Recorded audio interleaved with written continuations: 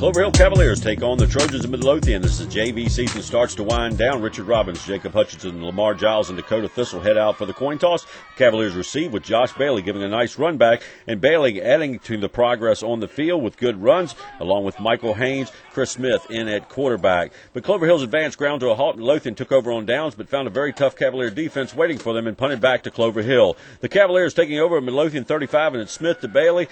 And Bailey going downfield to Spence. Brennan would bounce off Brennan's fingertips, and the Cavalier offense ground to a halt. The Trojans once again took over on downs, and this time it looked as if they were going to push their way down the field against the Cavs. Around the ends and up the middle was working for the Midlothian offense. Frankie Snyder would rally the defense with this stop, and the Cavaliers started to push back. Zach Burkholder's stop with Teron Wilson joining in, and a hit by A.J. Clanton to break up the Trojan pass ended the Midlothian drive. Runs by Clanton and this one by Michael Haynes wrapped up the first quarter with the team still scoreless and trying to figure out how to beat the other's defense. It looked early on as if the Cavaliers had figured it out as Josh Bailey zips one out to Chris Smith. Penalties, however, put a curb to Clover Hill's efforts. Dakota Thistle's punt would bring on the Trojan for another attempt at offense. This was turning out to be a huge defensive struggle between the teams, and A.J. Clanton's tackle, followed up by Wolfgang Golke's sack on the Trojans, kept that concept alive with little progress by either offense. Cavaliers on offense, again, unable to gain momentum, and coaches Ricky Brown and Rich Conklin trying to figure out what to do with their offense as their defense went back to work, and once again, they would stop the Trojan offense.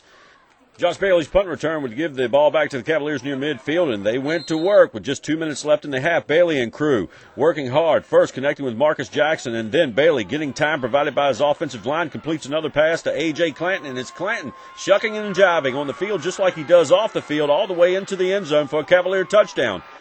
The extra point attempt went awry, and the Cavaliers would kick back to the Trojans. With good defensive plays by Bernard Clark and Dakota Thistle, the Trojans were stopped, even after a questionable roughing the kicker call and a call back for pass interference on Zach Burkholder's interception. The Cavaliers would still go into the half leading by 6 points. The Trojans got to receive the second half kickoff, but it again turned out to be a defensive showdown.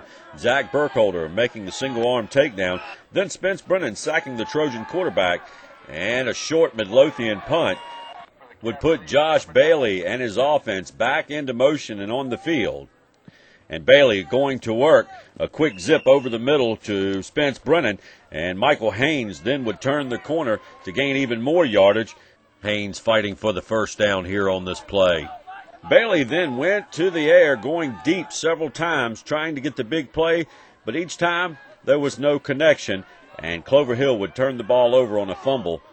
But the Cavalier defense came up to make the stops and gave the ball back to the Clover Hill offense, who again found the tough Trojan defense fighting them right into the fourth quarter.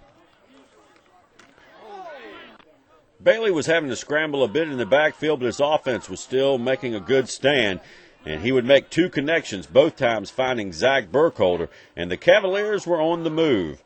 Bailey again found his target, and his man downfield this time would be Chris Smith, who would try to turn it upfield, but eventually would be taken down. Bailey continued to find his targets in Burkholder and Smith, but penalties killed the Cavalier drive, and the Trojan defense finally would hold on to enough ground to take the ball over on downs. The Trojans did not waste their momentum, and number 1, Josiah Shelton, broke free and dashed down the sidelines all the way in for a Trojan touchdown. Midlothian would follow it up with a successful fake field goal to score the 2 points and take the lead over against the Cavaliers. The only highlight of Clover Hill's next drive was a pass from Bailey to Marcus Jackson, and the Trojans took over just needing to run time off the clock and get a couple of first downs. But the Cavalier defense provided little cooperation, and the entire defense put up a huge effort.